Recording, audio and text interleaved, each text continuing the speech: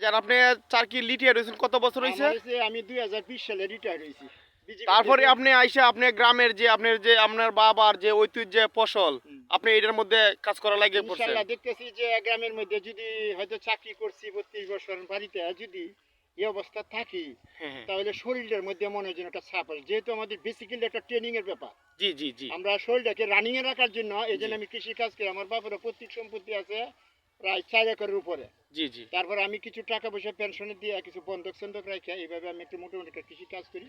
বছরে মোটামুটি খাওয়া দেয় প্রায় 2 থেকে 3 লক্ষ টাকা। জি হচ্ছে আপনি চাইছেন বেকারত্বটা যেটা বলে এটার মধ্যে আপনি থাকতেছেন না। আমি বেকারত্ব যাব না, কারণ বেকারত্ব আমাকে অন্য পরিবেশ আমার নষ্ট করে দিব। তাই নিজের শরীরকে সচলের জন্য বা নিজের বাপের প্রত্যেকটাকে রক্ষা করার জন্য নিজের সবকিছুকে ঠিক রাখার জন্য একটু অতিরিক্ত একটু পরিশ্রম করতেছি। পরিশ্রম করে আমি সফলতা আমি প্রায় 300 থেকে 350 মণ ধান পাইছি আল্লাহর রহমতে। এখন এই ক্ষেত গত বছরের মতোই করছি, এবছর একটু ভুট্টাটা একটু বেশি করছি। সকলেই বলতেছে, কৃষি অফিস থেকে আমাকে অন্তঃসদ্দি সাহেব আছে, উনি একটা পরামর্শ দিছে যে বিডিআর সাহেব আপনি যখন পরিশ্রম করেন আপনি সব কিছু বুঝেন, একটু ভুট্টা করেন। তাই আমি আল্লাহকে উপরওয়ালাকে সাক্ষী রেখে আল্লাহর রহমতে ইনশাল্লাহ আল্লাহ রসুলের নাম নিয়ে আমি 90% ভুট্টা আমি করছি। আচ্ছা যাক আলহামদুলিল্লাহ।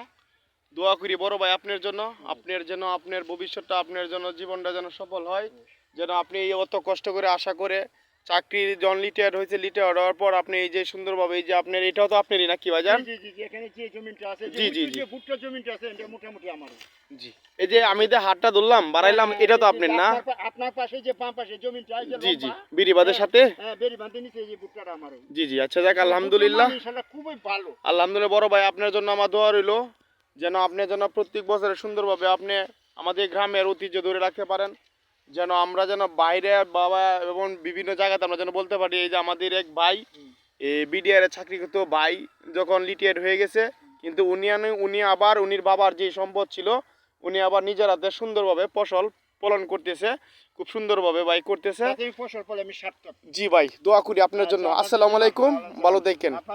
সকলের কাছে আমি ভাইয়ের জন্য দোয়া চাই যেন আল্লাহ পাক রব্বুল আলামিন ভাইয়ের শরীর স্বাস্থ্য যেন সুন্দর রাখে। শুধু ভাই আমার জন্য না, শুধু যারা অক্লান্ত পরিশ্রমী এলাকা, পাটি এলাকা, অত্যন্ত গরিব অঞ্চল, যা আমি বাহিনীতে চাকরি করেছি অন্য এলাকার চেয়ে ব্যতিক্রমী এলাকাটা, এই এলাকাটা অত্যন্ত ব্যতিক্রম।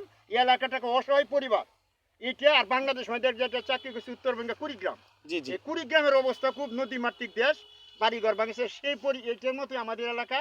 তা আমাদের এলাকা অত্যন্ত গরিব। আশা করি যে সকলে আমাদের জন্য দোয়া করবেন, এবং আপনারা যদি পারেন কর্তৃপক্ষের মাধ্যমে আপনাদের ঊর্ধ্বতন যদি কোনো কর্তৃপক্ষ থাকে তা আমাদেরকে কৃষিকাজের জন্য একটু সহযোগিতা করবেন, তাহলে এই দেশে গরিব যে মানুষগুলো আছে এরা হয়তো একটু রেহাই পাবে, খেতে খাইতে পারবে। হ্যাঁ খেতে খাইতে পারবে। এরা অত্যন্ত কষ্টে আছে। আমি দেখতেছি, যেহেতু আমি বিজিবিতে 32 বছর চাকরি করছি, আমি অন্য এলাকা খুব অত্যন্ত উন্নত, কিন্তু সেই তুলনায় আমাদের ভাটি এলাকায় কিছু না, যেহেতু আমাদের একটা ফসল যেমন এই ভুট্টা।